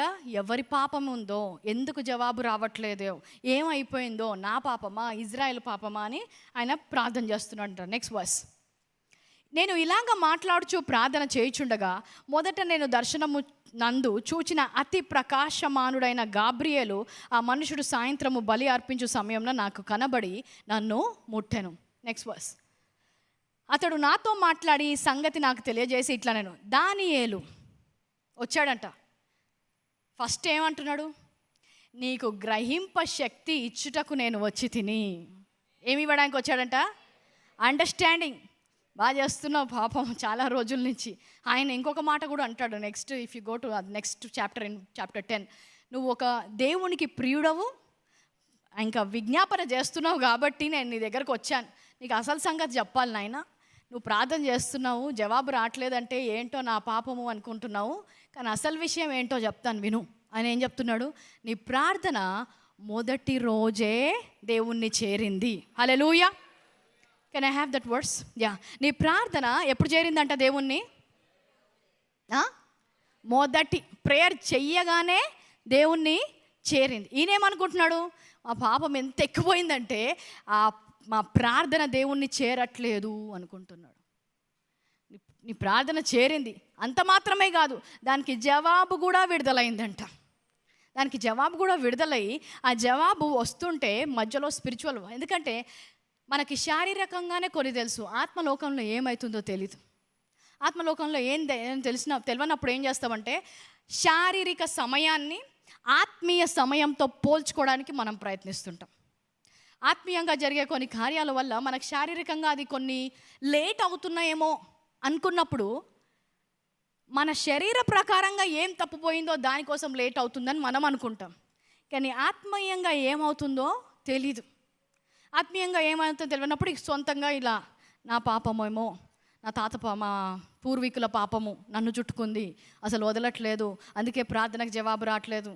సో దానియేలుకే వచ్చేయమంటే నీకు గ్రహింపు శక్తి ఇవ్వడానికి వచ్చానమ్మా, ఒకసారి ఇదంతా ఎక్స్ప్లెయిన్ చేస్తాడు. సో టైం, సమయం అనేది it's a 4th dimension thing. Okay, let's not go there. Acts chapter 17కి వెళ్దాం, ఎందుకంటే ఇప్పుడు అదే ఒక ప్రసంగం అయిపోతుంది. యాక్ట్స్ చాప్టర్ 17, అపోస్తుల కార్యం 17వ అధ్యాయం 26. మరియు యావత్ భూమి మీద కాపురం ఉండుటకు ఆయన ఒకరి నుండి ప్రతి జాతి మనుషులను సృష్టించి, వారు ఒకవేళ దేవుణ్ణి తడువులాడి కనుకుందురేమో అని తాను వెదుకు నిమిత్తము నిర్ణయ కాలమును వారి నివాస స్థలముల యొక్క పొలిమేరలను ఏర్పరచెను. ఆయన మనలో ఎవనికిని దూరముగా ఉండువాడు కాదు. అందరికీ ఏముందంట? పరలోకం నుంచి ఒక నిర్ణయ కాలం ఉంది. ఆ కాలములో జరుగుతాయి. కానీ ఇంత మాత్రంలో మీరు దేవుడు మాకు దూరం అయిపోవడం అనుకోవద్దు. దేవుడు నా ప్రార్థన వినట్లేదు, చాలా దూరంగా వెళ్ళిపోయాడు దేవుడు అనట్లేదు. ఆయన మనలో ఎవ్వనికిని కూడా దూరముగా ఉండువాడు కాదు. సో మనకి ఇది అర్థం కాలేదనుకోండి, ప్రార్థనకు జవాబు రాకపోయగానే మన సొంత ఆలోచనలతో మనం సొంతంగా మొదలెడతాం. ఏమైపోయింది శారీరకంగా, నేనేం తప్పు చేశాను, ఎక్కడ మిస్ అయిపోయాను, ఏమైపోతుంది అని. ఆత్మీయంగా మనకు చూడడము రాదు. నిర్ణయ కాలంలో తప్పకుండా ఆయన చేస్తాను, నేను నీకు దూరంగా వెళ్ళలేదు అంటున్నాడు. I believe this is for somebody. ఎవరో చాలా కృంగిపోయి ఉన్నారు, నేను నీతో మాట్లాడాలనుకుంటున్నాను. దేవుడు నీకు దూరంగా లేడు. దేవుడు నీకు దూరంగా లేడు, చాలా సమీపంగా ఉన్నాడు, నీ పక్కనే ఉన్నాడు. కానీ ఆత్మీయంగా కొన్ని విషయాల గురించి నీకు తెలియబడలేదు కాబట్టి నువ్వు దేవుడు దూరం అయిపోయాడు అనుకుంటున్నావు, కానీ he is right beside you. హల్లెలూయా. సో కాలం గురించి తెలుసుకున్నప్పుడు ఈ కాలాన్ని compression of time in the glory zone we said compression తగ్గించవచ్చు. లేదంటే ద్రాక్షారసము గురించి ఎగ్జాంపుల్ చెప్పినప్పుడు ఏం చెప్పాము? ఏదైతే కొన్ని సంవత్సరాలు పట్టాల్సిందో కొన్ని నిమిషాల్లో దేవుడు చేశాడు. సో కంప్రెషన్ ఆఫ్ టైం అనేది ఉంది ఆత్మలో. కానీ దాని యొక్క రెవల్యూషన్ తెలియకుండా ప్రార్థన చేశారనుకోండి, దాని అర్థం ఏంటి తెలియకుండా ప్రార్థన చేశారనుకోండి, దాని యొక్క ఫలితం చూడండి. యేసుక్రీస్తు ద్రాక్షారసాన్ని నీళ్ళని ద్రాక్షారసం చేశాడు కాబట్టి, ఈరోజు మా ఇంట్లో కూడా గ్యాస్ అయిపోయింది కాబట్టి సిలిండర్లో గ్యాస్ రావాలి ఇప్పుడే అంటారు. అందుకే ఏమవుతుంది? ఫలితం రాకపోయేసరికి ట్రోల్స్ చేస్తున్నారు, క్రిస్టియన్స్ని ట్రోల్స్ చేస్తున్నారు. చూడండి, గ్యాస్ వస్తుందంట, ఇది వస్తుందంట. వస్తుందా అంటే వస్తుంది. కానీ ప్రత్యక్ష జ్ఞానము తెలియకుండా చేస్తే నీకు ఆ ఫలితం రాదు. దాని యొక్క భావం ఏంటి, దేవుడు ఏం చెప్తున్నాడో తెలుసుకోవాలి. సో ఇది ఒక లైన్ చెప్తాను, ఇక్కడి నుంచి మీరు అర్థం చేసుకోండి. బికాస్ ఉన్న సమయంలో ఈ సర్మన్ ముగిద్దాము, సమయం గురించి మళ్ళీ ఒకసారి మాట్లాడుకుందాం. In the kingdom of God, దేవుని రాజ్యంలో విశ్వాసం అనేది డబ్బు లాంటిది. ఓకే, మనకి ఇక్కడ డబ్బు ఖర్చు పెట్టాలి. ఏదైనా కొనాలి అంటే ఏం చేయాలి? ఫస్ట్ డబ్బులు ఉంటే ఏదన్నా తీసుకోవచ్చు. ఎక్స్చేంజ్ కోసం ఏం వాడతాము? డబ్బులు. నీకు బట్టలు కావాలంటే డబ్బులు ఇచ్చి బట్టలు తీసుకుంటాం, కూరగాయలు కావాలంటే డబ్బులు ఇచ్చి బట్టలు తీసుకుంటాం. అలాగే పరలోక రాజ్యములో కూడా దేవుని నుంచి ఏమైనా కావాలి అంటే విశ్వాసం ఇవ్వాలి. నీ విశ్వాసం ఇస్తావు, నీ స్వస్థత తీసుకుంటావు. నీ విశ్వాసం ఇస్తావు, నీ రక్షణ పొందుకుంటావు. నీ విశ్వాసం ఇస్తావు, నీ ప్రార్థనకు జవాబు పొందుకుంటావు. అలాగే faith is the currency, revolution is time. ప్రత్యక్ష జ్ఞానము సమయము. అంటే ఎవరైతే లోతైన జ్ఞానము, ప్రత్యక్ష జ్ఞానములోకి వెళ్తారో వారు సమయాన్ని కుదించగలరు. హల్లెలూయా. ఎంత లోతుగా నీకు తొందరగా బైబిల్ అర్థం అవుతుందో అంత తొందరగా నువ్వు దాని యొక్క ఫలితాన్ని నువ్వు చూడగలుగుతావు. ఫర్ ఎగ్జాంపుల్, ఇక్కడే 10 సంవత్సరాల నుంచి ఉండొచ్చు. మేము ఆయన పొందిన గాయాల చేత మీకు స్వస్థత అని చెప్తుంటే ఆ కార్డు పట్టుకొని మీరు కన్ఫెస్ చేస్తుండొచ్చు, కానీ రెవల్యూషన్ అవ్వలేదు. ఒక వ్యక్తి ఈరోజే వచ్చి ఉండొచ్చు, వినగానే ఆ ప్రత్యక్ష జ్ఞానం ఉంచు స్వస్థత తీసుకొని వెళ్ళిపోతారు. అందుకనే నూతనంగా వచ్చిన వారు, దేవుడు అంటే తెలియని వారు వస్తారు చూడు, వాళ్ళకి ఎక్కువ మిరకల్స్ అవుతాయి. 10 సంవత్సరాల నుంచి 20 సంవత్సరాల నుంచి ఉన్నవారికి మనం చూడం ఎక్కువ మిరకల్స్. ఎందుకంటే వారికి వాక్యం అనేది ఫెమిలియారిటీ. అంటే వాట్ ఈస్ ఫెమిలియారిటీ? అలవాటైపోయింది. ఇదే దేవుడు కదా. యెరూషలేములో ఉన్న వారికి ఏమైపోయింది? ఈ క్రీస్తే కదా, కార్పెంటర్స్ అన్నే కదా, మనం చూడలేదా? వాళ్ళు పొందుకోలేదు. అన్ని అద్భుతాలు చేసిన దేవుడు కూడా ఏంటంట, తన సొంత ఊరిలో ఏం అద్భుతాలు జరగకపోయేసరికి దేవుడే ఆశ్చర్యపోయాడంట. ఎందుకు? వారికి అలవాటు అయిపోయింది. అదే కొత్తగా వచ్చిన వాళ్ళు విశ్వసిస్తున్నారు. ఆ పాతదనంతో లేకపోతే వారికి ఉన్న శారీరకంగా ఆయన చూడట్లేదు, కానీ ఆత్మీయంగా ఆయన అభిషేకం ఏంటో తెలుసుకొని స్వీకరిస్తున్నాడు. So when I understood revelation is time, నేను ఎప్పుడైతే సేవలోకి వద్దాం అనుకున్నానో అప్పటికి చర్చ్ సంఘం స్టార్ట్ అయిపోయి 5 years అయిపోయింది. నాకంటే ముందు వచ్చిన వాళ్ళు, సంఘానికి వచ్చిన వాళ్ళు, నాకంటే చిన్నప్పటి నుంచి కుటుంబాలు పాస్టర్స్ కుటుంబంలో పుట్టినవారు, లేకపోతే పరిచర్య చేసిన వాళ్ళు, ప్రసంగించిన వాళ్ళు, పాటలు పాడిన వాళ్ళు అనేకులు ఉన్నారు. ఇప్పుడు నా భర్త అయితే almost he was born in the family. Already వాళ్ళ ఇంట్లో అందరూ కూడా దేవుని యొక్క పరిచర్య చేస్తున్నారు, వాక్యం బోధించగలరు, అందరికీ వచ్చు. వీళ్ళని ఎప్పుడు అందుకుంటానో నా లైఫ్లో అనుకున్నాను. వీళ్ళకి ఇన్ని రోజుల నుంచి ఇంత జ్ఞానము, ఇంత ప్రత్యక్ష జ్ఞానం, ఇంత బైబిల్ చదివి ఇంత ఉన్నారు. ఇప్పుడు నేను అనవసరంగా నా టైం అంతా వేస్ట్ చేసుకున్నాను. వీళ్ళు చిన్నప్పటి నుంచి కూడా దీనిలోనే ఇన్వెస్ట్ చేశారు. ఇప్పుడు నేను ఎన్ని సంవత్సరాలు పడుతుంది నాకు ఇంకా ఆ స్థాయికి వెళ్ళాలంటే? కనీసం విని అర్థం చేసుకోవాలంటేనే నేను ఇంత నోట్స్ రాసుకొని ఇంత ధ్యానం చేస్తే కానీ నాకు అది అర్థం కావట్లేదు. అది అర్థమయ్యేది ఎప్పుడు? అది అర్థమయ్యేది just leave it, it's very distracting to people, just get off the stage. అది అర్థమయ్యేది ఎప్పుడు? అది నేను నేర్చుకునేది ఎప్పుడు? ఇతరులకు బోధించేది ఎప్పుడు? ఎన్ని సంవత్సరాలు అవుతాయి? అది అసలు ఈ జీవితకాలంలో అవుతుందా లేదా అన్నప్పుడు దేవుడు ప్రత్యక్ష జ్ఞానము పరలోక ఆత్మీయ లోకంలో ఏంటంట, సమయంతో సమానం. సో ఎప్పుడైనా నువ్వు సమయము కంప్రెస్ అవ్వాలి, నాకు వెంటనే రావాలంటే మొదటిగా ఏం రావాలి? ప్రత్యక్ష జ్ఞానం రావాలి. విశ్వాసము లేకుండా దేవుని రాజ్యంలో ఎలాగో ఏది పొందుకోలేమో, ప్రత్యక్ష జ్ఞానము లేకుండా త్వరగానే జీవితంలో ఏ కార్యాలు జరగవు. రక్షణ సువార్త మీరు చాలామంది వింటూ ఉండొచ్చు, కానీ ఒకరోజు అది ప్రత్యక్ష జ్ఞానంగా మారగానే ఆ రోజు మీరు నేడే రక్షణ దినము అయ్యింది. హల్లెలూయా. సో టైం కంప్రెస్ అయ్యింది. చాలామంది హీలింగ్ గురించి వింటుంటారు, కానీ నీకు అప్పుడు హీలింగ్ అవసరం లేదు, వదిలేస్తారు. కానీ ఎప్పుడైతే నీ జీవితంలో అనారోగ్యం వస్తుందో, అది ఒక ప్రత్యక్ష జ్ఞానం అవ్వాలనే ఆలోచనతో మీరు వినడం మొదలుపెట్టినప్పుడు అది ప్రత్యక్ష జ్ఞానంగా మారగానే ఆ రోజు మీరు స్వస్థత పొందుకుంటారు. ఇక్కడ వరకు అర్థమైన వాళ్ళు ఆమేన్ చెప్పండి. So what am I trying to say? Revolution, నీకు ఆ ప్రత్యక్ష జ్ఞానము లేకుండా ఏదో నేను విన్నాను నాకు తెలిసిపోయింది. కొంతమంది అంటే ఎంత ఏమంటారు, ఆతురత. తెలిసిపోయింది, ఒక వాక్యం విన్నారు పాస్టర్ బెన్ దగ్గర నుంచి, Mark chapter 11:24, speak to the mountain, కొండతో మాట్లాడినట్లయితే అది సముద్రంలో అయినా పడుతుంది. మాకు ఒక జ్ఞానం వచ్చిందని ఇప్పుడు వెళ్ళి వీరు ప్రసంగం చేస్తుంటారు. సో ప్రత్యక్ష జ్ఞానం అనేది కేవలము నిన్ను ఇక్కడ రావడం మాత్రమే కాదు, నీ హృదయంలో నాటబడాలి, అది ఇంకాలి. కొంతమంది ఇప్పుడు యూట్యూబ్ రావడంతో ఏమైపోయిందా, నా మెసేజ్ మొత్తము కూడా యాజ్ ఇట్ ఈజ్ రాసుకొని చెప్పొచ్చు. నాకంటే బాగా చెప్పొచ్చు, వాళ్ళు తెలుగు బాగుంటుందేమో, వారికి ఆల్రెడీ మాట్లాడడం బాగొచ్చు, వారు 10 సంవత్సరాల నుంచి మైక్ పట్టుకొని మాట్లాడే వాళ్ళు కాబట్టి వాళ్ళకి రావచ్చు. అది కేవలం ఇమిటేట్ చేయడం వల్ల రాదు. అది లోతుగా వెళ్ళకపోతే అదే మెసేజ్, సేమ్ మెసేజ్ ప్రీచ్ చేయొచ్చు, ఒక్క వ్యక్తికి కూడా అర్థం కాకపోవచ్చు, ఒక్క ఫలము కూడా రాకపోవచ్చు. కానీ దాన్ని ప్రత్యక్ష జ్ఞానముగా తెలుసుకొని అది నీ హృదయంలోకి వెళ్ళి నీకు ఒక జ్ఞానాన్ని ఇచ్చిన తర్వాత నువ్వు మాట్లాడితే తప్పకుండా దాని ఫలితం ఉంటుంది. అందుకనే ఇప్పుడు చాలామంది ప్రసంగించడం మొదలుపెట్టాడు. చాలామంది ఎందుకు ప్రసంగాలు ఏం తక్కువగా, ఎవరిదన్నా వినొచ్చు, అదే బోధించవచ్చు. Writing a sermon is not a big thing. ఎవరన్నా బోధించవచ్చు. ఎందుకు? ఇంకో బోధ తీసి రాయొచ్చు, లేకపోతే ప్రత్యక్ష జ్ఞానం లేకుండా బోధించవచ్చు, కథలుగా చెప్పొచ్చు, కానీ ఫలితము ఉండదు. దేవుడు చెప్పాడు, నాకు దేవుడు చెప్పాడు. దేవుడు చెప్పాడు అంటే అది నువ్వు చేయగలగాలి. నువ్వు చేయలేకపోతున్నావు అంటే నువ్వు దేవుడి నుంచి వినలేదు. అర్థమవుతుంది కదా? సో నీ జీవితంలో అది ప్రత్యక్ష జ్ఞానముగా మారకపోతే నువ్వు బయట నుంచి ఎంత పలికినా కూడా. సో అందుకనే what is this verse? Proverbs chapter 4:23. నీ హృదయములో ఏముంటుందో అదే నోరు పలుకుతుందంట. నోట్లోంచి కాదు. నా నోట్లోంచి వచ్చింది మీ నోట్లోంచి పలకకూడదు. నా నోట్లోంచి మీ హృదయంలోకి వెళ్ళాలి ఫస్ట్. హృదయంలోకి వెళ్ళిన దాని ప్రకారం నీ హృదయంలో ఉన్నది నీ నోట్లోంచి రావాలి. కానీ ఇప్పుడు ఏమవుతుంది? ఎవరో నోట్లో ఉన్నది తీసుకొని మన నోట్లో పెట్టి చెప్పేస్తున్నాం.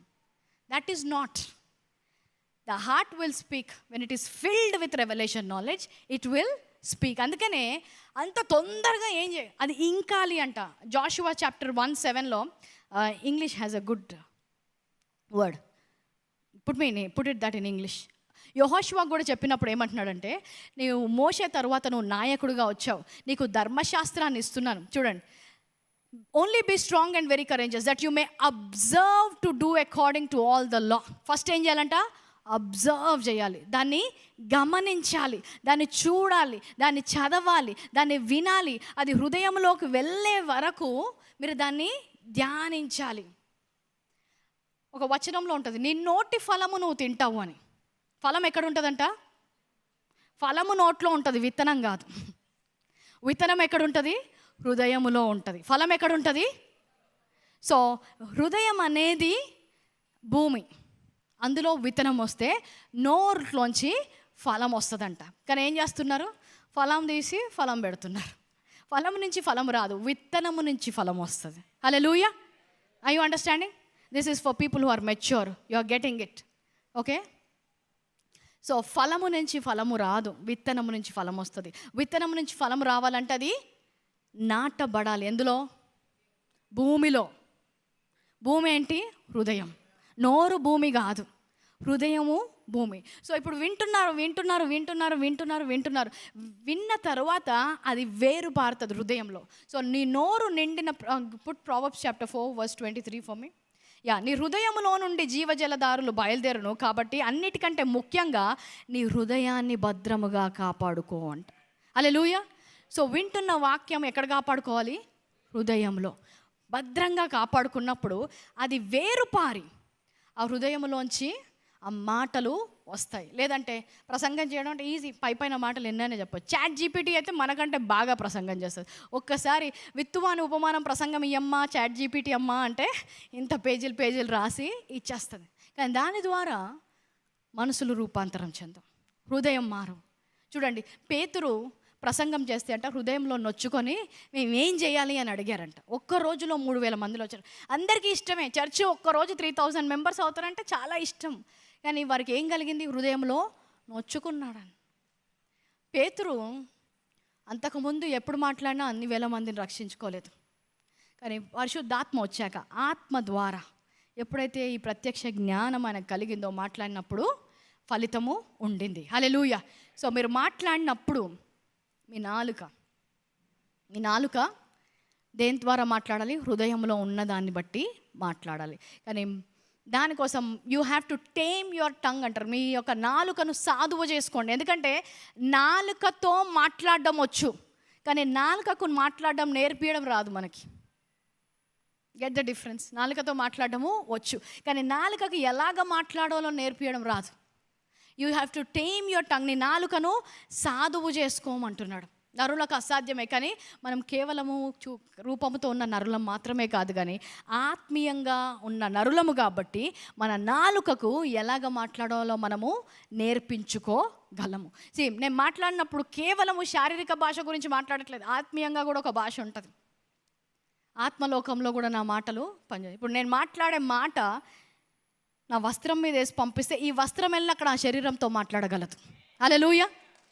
As I said, this is for deeper people, you will get it. మత్తయి సువార్త 11:12 the kingdom of God suffereth violence అని ఉంటుంది. అంటే పరలోక రాజ్యము బలాత్కారంగా పట్టబడుచున్నది, బలాత్కారులు దాన్ని ఆక్రమించుకుంటున్నారు. అంటే కేవలము నోటితో మాట్లాడగలదు, ఒక యాటిట్యూడ్ ఏంటంటే ఈరోజు నా జీవితంలో ఇది జరగాలి అని పట్టుబడతారంటారు కదా, మొండి పట్టు. ఆ యాటిట్యూడ్ పరలోకానికి అర్థమైపోతుంది. ఎవరితో పెట్టుకున్నా పర్లేదు, ఈ క్యాండిడేట్తో పెట్టుకోవద్దు అని వాళ్ళ డెవిల్స్ అందరికీ చెప్తాంట. ఈమె ప్రార్థనలో కూర్చుందంటే మనల్ని వదలదు, ఈయన మొదలు పెట్టాడంటే మనల్ని వదలదు. ఎందుకంటే నీకు హృదయములో ఒక యాటిట్యూడ్ ఉంది. నీ హృదయము ఆత్మలోకానికి చెప్తుంది, నేను కదిలే వ్యక్తిని కాదు, నేను వెనక్కి వెళ్ళే వ్యక్తిని కాదు, నేను బెదిరిపోయే వ్యక్తిని కాదు. ఎక్కడ కనిపిస్తుంది? నీ హృదయం ఎలాగుందో అది అర్థం చేసుకోగలదు. అలాంటి హృదయంలోంచి మాటలు వచ్చిన వారు పరలోకాన్ని ఆక్రమించుకోగలుగుతున్నట్టు. ఆ బలం ఉందా నీ హృదయంలో? అలాంటి బలం ఉందా? ఎలాంటి వచ్చినా కూడా నేను మాత్రం నా స్వస్థత రావాల్సినప్పుడు ఏమి జరిగినా సరే, ఈరోజు నాకు స్వస్థత అన్నా రావాలి, లేదంటే నాకు స్వస్థత అన్నా రావాలి. అంతే, ఇంకో ఆప్షన్ ఇవ్వద్దు డెవిల్కి. నేను ఈరోజు స్వస్థపరచబడాలి, లేదంటే నేను స్వస్థపరచబడాలి. ఎలాగొస్తుంది ఆ ధైర్యం గుండెకి? హృదయము దేనితో నింపబడిందో.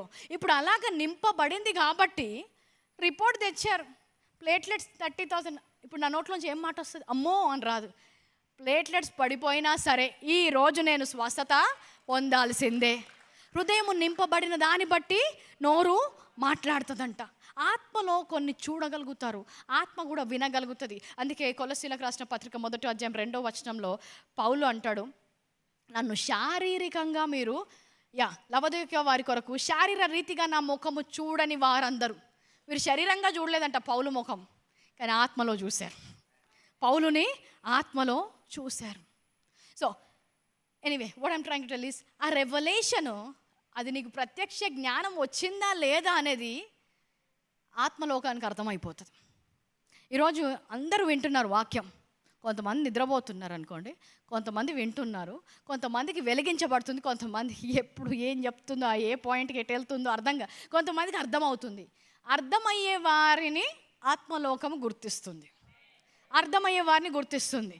వీరికి లోపలికి వెళ్తుంది, వీరి నుంచి ఫలము రాబోతుంది అని. సో యేసుక్రీస్తు ఎప్పుడు కూడా ఏదైనా అద్భుత కార్యం చేసినప్పుడు శారీరకంగా చేయడం మాత్రమే కానీ దానికి లోపల నుంచి ఒక ప్రత్యక్ష జ్ఞానముతో ప్రతి అద్భుత కార్యం చేశాడంట. చూడండి, ఒక స్త్రీ వస్తుంది, ఆయన సబ్బాతు రోజు ఆమెను స్వస్థపరుస్తాడు. వీళ్ళందరూ కూడా సబ్బాతు రోజు ఎలా స్వస్థపరుస్తావు, ఏంటి నువ్వు ధర్మశాస్త్రాన్ని పాటించట్లేదు, అది శారీరకంగా చూస్తున్నాడు. కానీ ఆత్మీయంగా ఆయనకు ఒక ప్రత్యక్ష జ్ఞానము మాట్లాడుతున్నాడు. Do you have that example anywhere? I think it's around Luke chapter 13. ఆయన ఏమంటాడంటే, ఒక గొర్రెపిల్ల ఎక్కడైనా పడిపోయింది అనుకోండి, కాపరి వెళ్తాడా? అది సబ్బాత్ అయినా కూడా వెళ్ళి రక్షించుకుంటాడు. మరి అలాగే అబ్రహాము కుమార్తె అయిన ఈమె, వాళ్ళందరూ ఏం చేస్తున్నారు? ఒక స్త్రీగా చూస్తున్నాడు. ఆయనకు ఒక ప్రత్యక్ష జ్ఞానం ఉంది. ఏంటి? ఈమె అబ్రహాము యొక్క కుమార్తె. అబ్రహాము కుమార్తె అంటే, అబ్రహాం కుమార్తె అంటే ఎవరు? యూదులకు స్వస్థత వారి, ఇట్స్ చిల్డ్రన్స్ బ్రెడ్, అంటే స్వస్థత వారి కొరకు ఇవ్వబడింది. ఆ ప్రత్యక్ష జ్ఞానము ఆయనకు ఉండింది. లాజరును లేపడానికి వెళ్ళినప్పుడు కూడా, లాజర్ ఎప్పుడు వచ్చావు, అక్కడ వచ్చావు, ఇక్కడ అందరూ దేవునితో అడుగుతున్నారు, ఎందుకు లేట్ వచ్చావు, ఇంత లేట్ అయిపోయింది, అది ఇది అని. ఆయన వెళ్ళి లాజరు లే అన్నాడు. కానీ ఆ మాట రాకముందు ఇంకో ప్రత్యక్ష జ్ఞానం ఇచ్చాడు, నేనే పునరుద్ధానం. నమ్ముచున్నావా? నమ్ముతా ప్రభు, అందరు లాస్ట్లో లేస్తాం. వీళ్ళకి లేదు. ఆయన ఒకటి చెప్తున్నాడు, ఈమె ఒకటి అర్థం చేసుకుంటుంది. సరే నువ్వు అక్కడే ఉండు, లేపాక నమ్ముతావు అని అక్కడి నుంచి వెళ్ళిపోయాడు. కానీ ఆయనకు ఒక ప్రత్యక్ష జ్ఞానం ఉంది. ఏంటి? నేనే పునరుద్ధానం. ఆ ప్రత్యక్ష జ్ఞానం ఉంది కాబట్టే లాజర్ సమాధి దగ్గరికి వెళ్ళి లాజరు బయటికి రా అన్నాడు. మనకి ప్రత్యక్ష జ్ఞానం ఉండదు. వెళ్ళిపోయి జాబ్ దగ్గర, జాబ్ నాకు రా, ఇన్ని ఆఫర్ లెటర్ నాకు రా అంటే ఒట్టి మాటలు పనిచేయవు. హృదయము దేనితో నింపబడిందో నోట్లోంచి అది రావాలి. ఆ ప్రత్యక్ష జ్ఞానముతో నింపబడి మాట్లాడినప్పుడు దాని ఫలితము, అప్పుడు నోటి ఫలము మనము చూస్తామంట. హల్లెలూయా. నేను కూడా ఇందాక నేను చెప్పాను, అనారోగ్యంలో ఉన్నప్పుడు అన్ని వాక్యాలు వింటున్నాను కానీ నేను చెప్పాను ఒక్క వాక్యం ప్రత్యక్ష జ్ఞానంగా అవుతుంది. ఒక్కసారి అది ప్రత్యక్ష జ్ఞానంగా అయిన తర్వాత ఇంకా డిలే ఉండదు, ఇంకొచ్చేస్తుంది ఆన్సర్. నువ్వు మరణిస్తావు అనడమే డాక్టర్స్ చెప్తున్నారు, రిపోర్ట్స్ చెప్తున్నాయి, బాడీలో సిమ్టమ్స్ చెప్తున్నాయి. నాకు ఒక ప్రత్యక్ష జ్ఞానం రావాలి, నా హృదయం దాంతో నింపబడాలి. అన్ని వాక్యాలు వింటున్నాను, ఆల్మోస్ట్ 1 hour స్క్రిప్చర్ రీడింగ్స్ ఉన్నాయి. అన్నీ వింటున్నాను అన్నీ వెళ్తున్నాయి. కానీ ఒక్క దగ్గరకు వచ్చేసరికి అది ప్రత్యక్ష జ్ఞానంగా మారింది. యోహాను సువార్త 14:19 నేను జీవించుచున్నాను గనుక మీరును జీవింతురు. హల్లెలూయా. అనగానే ప్రత్యక్ష జ్ఞానం. నేను సేవించే దేవుడు మరణించిన దేవుడు కాదు, మృత్యుంజయుడైన దేవుడు. ఆయన జీవిస్తున్నాడు అంటే నేను కూడా జీవిస్తాను. ఆ సమాధి ఖాళీగా ఉంది, ఆయన అక్కడ లేడు, ఆయన మృత్యుంజయుడు కాబట్టి మృత్యుపై నాకు కూడా జయం ఇస్తున్నాడు. ఆయన జీవిస్తున్నాడు కాబట్టి నేను కూడా జీవిస్తాను. హల్లెలూయా. ఇంకా సమయం ఎక్కువ పట్టలేదు, నెక్స్ట్ డే కల్లా అన్నీ నార్మల్ అవ్వడం మొదలయ్యాయి. సో హృదయము నింపబడకపోతే నువ్వు ఎంత మాట్లాడినా, ఎన్ని కన్ఫెషన్ కార్డ్స్, ఎందుకు ఇంత కన్ఫెషన్ చేసినాం, ఎంత పలుకుతున్నాం. మనం పలికే కన్ఫెషన్ కార్డ్స్ కొంతమంది ఎన్ని గంటలు పలుకుతారంటే ఆ పలికిన దాంట్లో ఒక హాఫ్ స్క్రిప్చర్స్ నెరవేరినా కూడా ఎంతో ఆశీర్వాదంలో నడవాలి. కానీ ఏమైపోయింది, చిలక పలకులు అంటారు మన దగ్గర. ఏంటి, నువ్వేం చెప్తే అది చెప్తారంట, దానికి ఏం అండర్స్టాండింగ్ ఉండదు. చెప్పు అంటే చెప్తుంది. రాజు అంటారు, తిన్నావా అంటారు.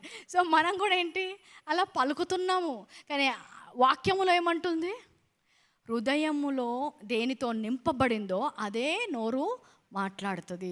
సో విత్తనము ఇక్కడుంటే పంట నోట్లోంచి వస్తుంది.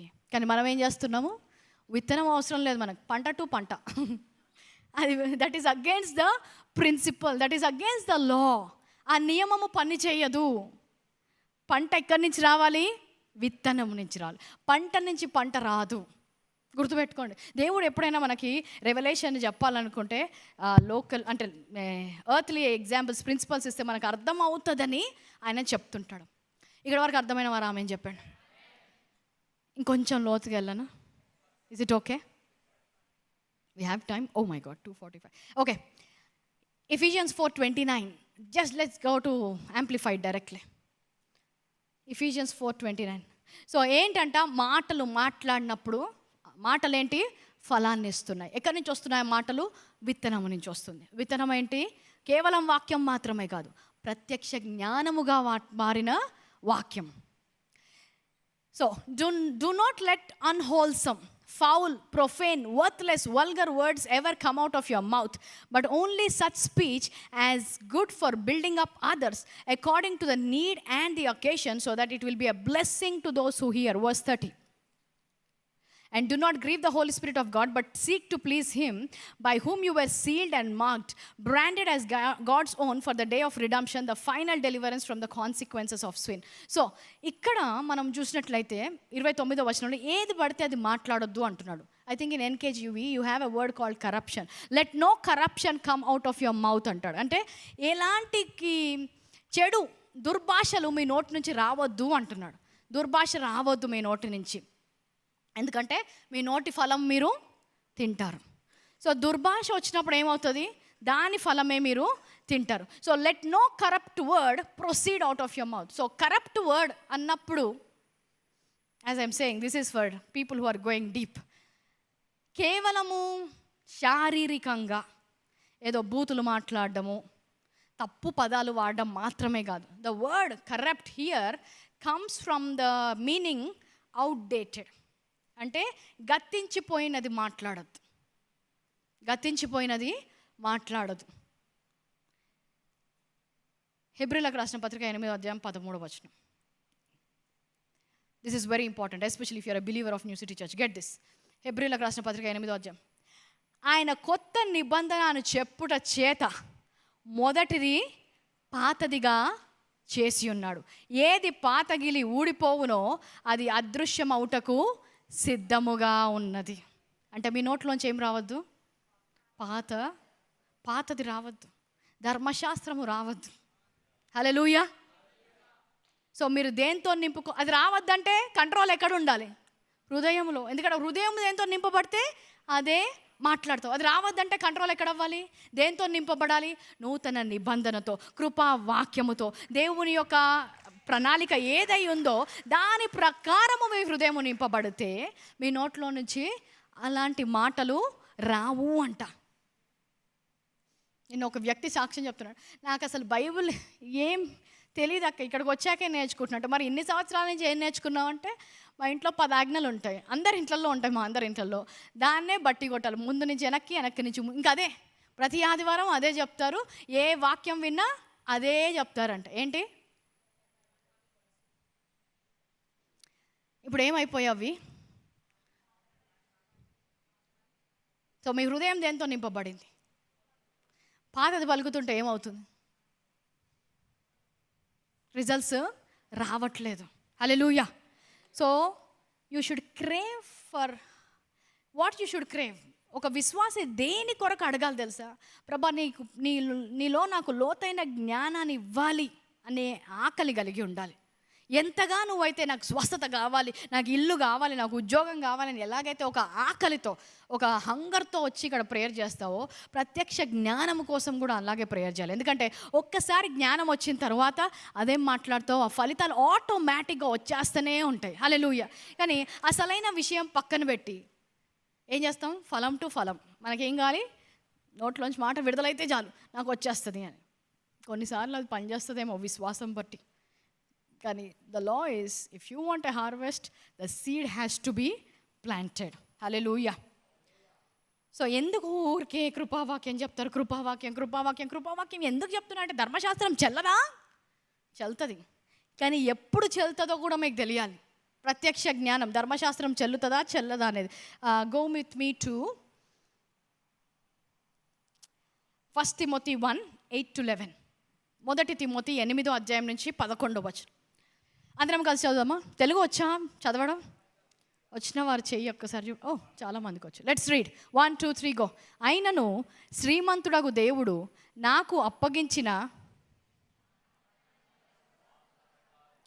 ధర్మ విరోధులకును, అవిధేయులకును, భక్తిహీనులకును, పాపిష్టులకును, అపవిత్రులకును, మత దూషకులకును, పితృహంతకులకును, మాతృహంతకులకును, నరహంతకులకును, వ్యభిచారులకు, పురుష సంయోగులకును, మనుష్య చోరులకు, అబద్ధికులకు, అప్రమాణికులకును, హితబోధకు విరోధి అయిన వాడు మరి ఎవడైనను, నెక్స్ట్ వర్స్, అట్టివానికి గాని నీతిమంతునికి అని ఎవడైనా ఎరిగి ధర్మానుకూలముగా దాన్ని ఉపయోగించిన ఎడల ధర్మశాస్త్రము మేలైనదని మేము ఎరుగుదుము. హల్లెలూయా. చాలా పెద్ద వాక్యం, అర్థం కాకపోతే సింపుల్గా చెప్తాను. ధర్మశాస్త్రము ఎవరికి మేలు? 2 కేటగిరీస్ ఇచ్చాడు. ఫస్ట్ కేటగిరీ అదంతా ఏంటి? భక్తిహీనులు, పాపిష్టులు, అపవిత్రులు, మత దూషకులు, పితృహంతులు, నరహంతులు, వ్యభిచారులు, పునఃసంగులు. ఇందులో మీరుంటే అది వాళ్ళకి. కానీ ఎవడైనా నువ్వు నీతిమంతుగా ఉంటే వాడికి అవసరము లేదు. హల్లెలూయా. వెలిగించబడిన వాడు చప్పట్లు కొడదాం. సో ఈ ధర్మశాస్త్రము బోధిస్తే ఎవరికి మేలంట? ఆ కేటగిరీలో ఉన్న వాళ్ళందరికీ.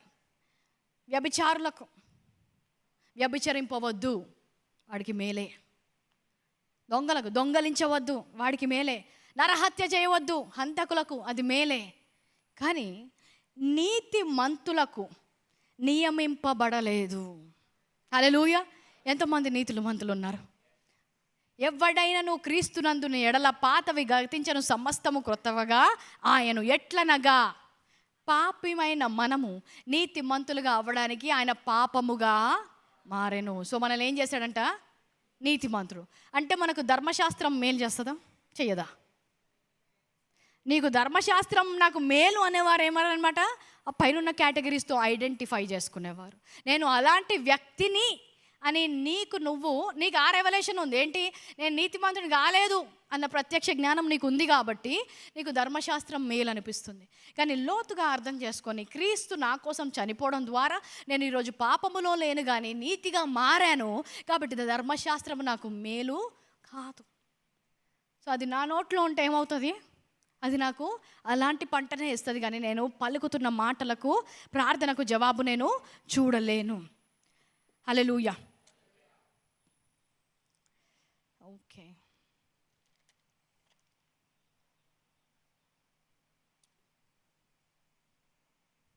ఐమ్ జస్ట్ థింకింగ్ ఇది ఎక్కడ కట్ చేస్తే మీకు అర్థం. Okay, Hebrews chapter 11 verse 3. Hebrews chapter 11 verse 3.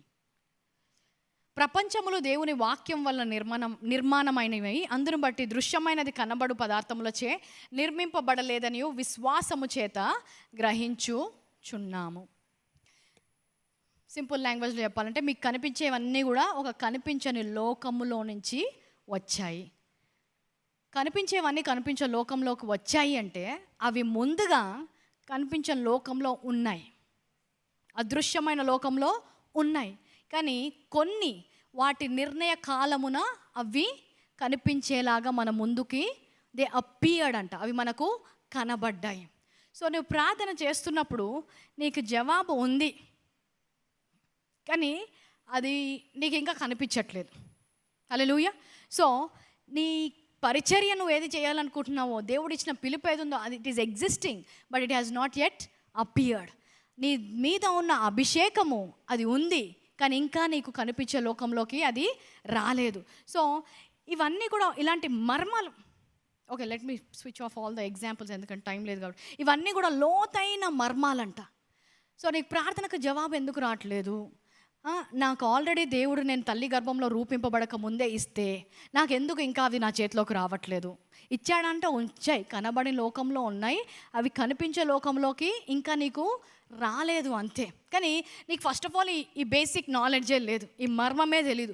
అది కనబడకపోయేసరికి ఏమనుకుంటున్నావు, ఇంకా దేవుడు ఆన్సర్ చేయలేదు, దేవుడు నాకు ఇవ్వట్లేదు, దేవుడు నాకు దూరం అయిపోయాడు అనుకుంటున్నాడు. కానీ ఆయన ఆత్మ ద్వారా మనకు లోతైన విషయాలు తెలియజేసే దేవుడు అంట. హెబ్రీయులకు రాసిన పత్రిక 6వ అధ్యాయము 9వ వచనంలో, కెన్ వి గో దేర్?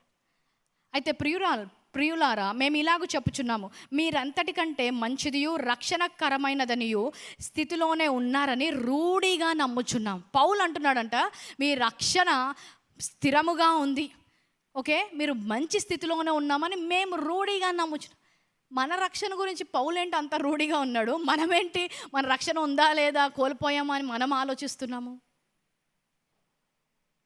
ఎందుకంటే వారు కనిపించిన లోకంలోకి ఆత్మలో వారికి ప్రత్యక్ష జ్ఞానం ఎలాగుంటుందో అర్థమై వారు చూడగలుగుతున్నారు, పలుకుచున్నారు. కానీ మనకి మన రక్షణ గురించే మనకి ఇంకా స్థిరత్వము లేదంట. సో ఎప్పుడైతే నీ హృదయము ప్రత్యక్ష జ్ఞానముతో నింపబడుతుందో అప్పుడు ఇలాంటి ప్రశ్నలు, ఇంకా లోతైన విషయాలు, ఆయన మర్మాలు ఆయనకు తెలియజేస్తాడు, మనకి చెప్పడానికి ఆయన ఉన్నాడంట. I'm just looking for that verse.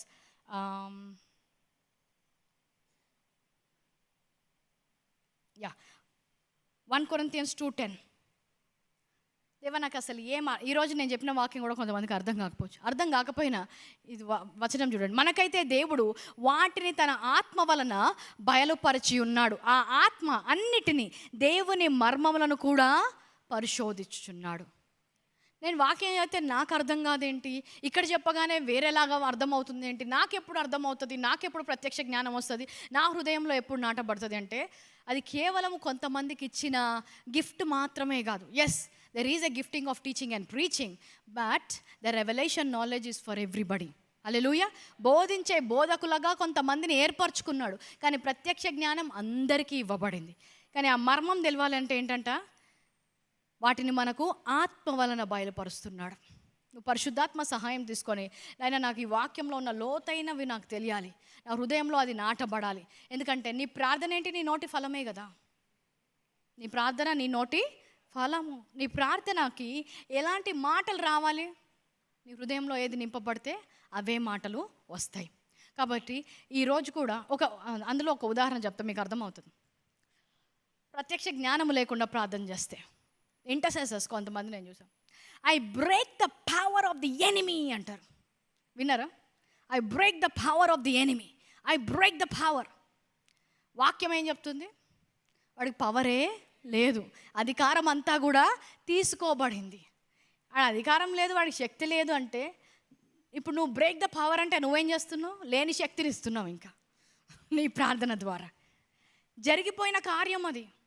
ఈరోజు సాతాను శక్తివంతుడుగా మన ముందు లేడు, ఓడిపోయిన వ్యక్తిలాగా, శక్తి లేనివాడిలాగా, వాని అధికారం మనం తీసుకున్న వాడిలాగా మనం ప్రార్థన చేయాలి.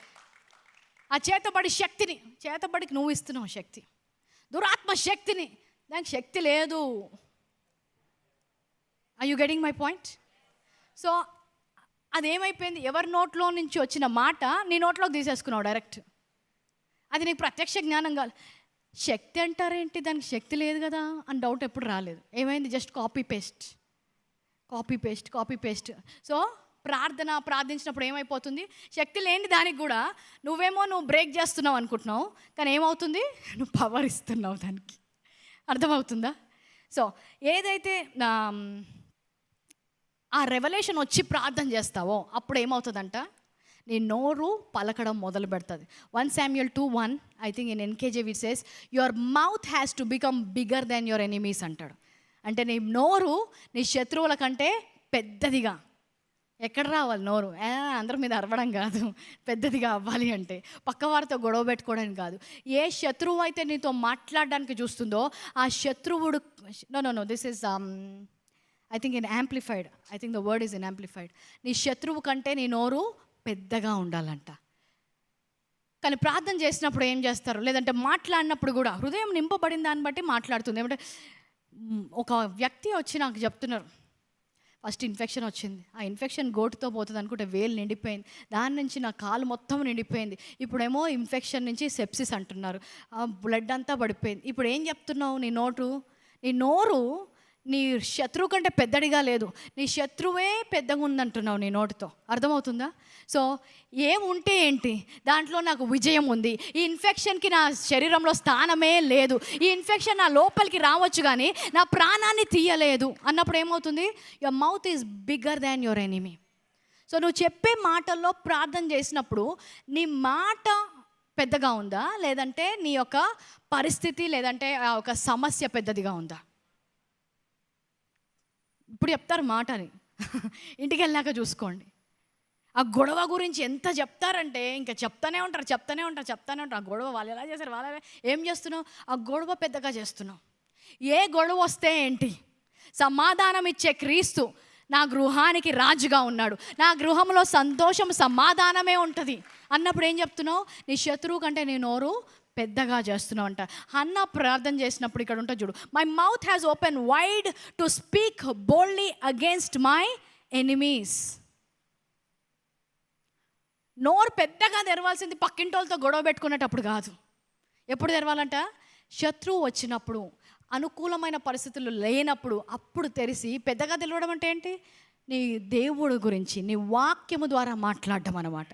అప్పుడు నీ యొక్క శత్రువులు నువ్వు స్వాధీనపరచుకుంటు, లేదంటే నీ శత్రువే గొప్పగా చెప్తున్నావు.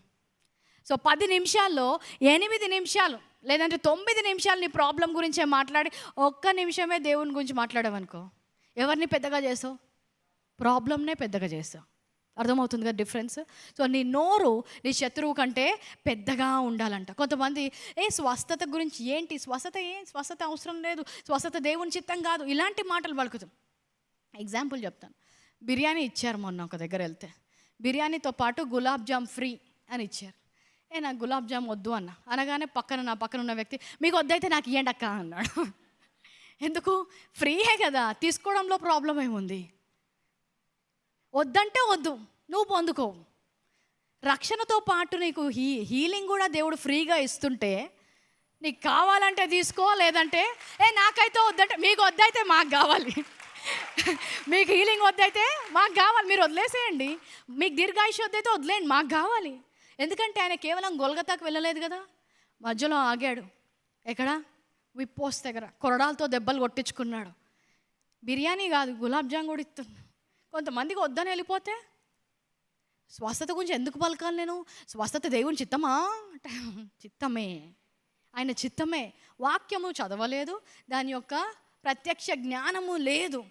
మాకు వద్దు అంటే బలవంతంగా ఎవరికి ఇవ్వడు దేవుడు. నాకు ఇచ్చారు గులాబ్ జామ్ ఫ్రీ అని, బలవంతంగా నా నోట్లో పెట్టలేదు, వద్దని వదిలేశాను, ఇంకో వ్యక్తి తిన్నాడు. హల్లెలూయా. సో నువ్వు తీసుకుంటే తీసుకో, లేదంటే మేము ఉన్నాంగా.